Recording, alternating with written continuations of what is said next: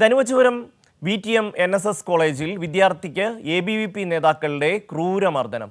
മർദ്ദനത്തിൽ 3-ാം വർഷ ചരിത്ര വിദ്യാർത്ഥി ദേവജിത്തിന് ഗുരുതര പരിക്ക്. ദേവജിത്തിന്റെ ചെവി അറ്റുതൂങ്ങിയ നിലയിൽ തലയ്ക്കും ഗുരുതര പരിക്കുണ്ട്. ABVP പരിപാടികളിൽ പങ്കെടുക്കാത്തതിനാണ് മർദ്ദനം.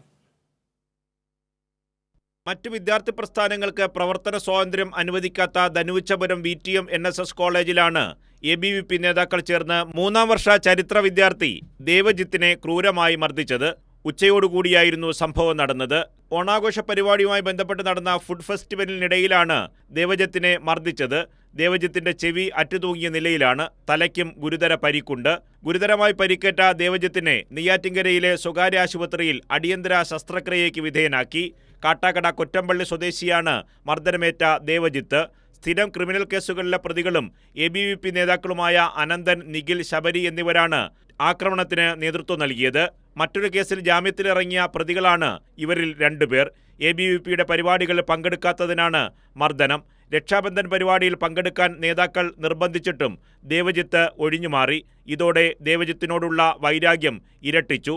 തുടർന്നാണ് ഫുഡ് ഫെസ്റ്റിവലിന് ഇടയിൽ വെച്ച് പ്രതികൾ ദേവജിത്തിനെ ക്രൂരമായി മർദ്ദിച്ചത്.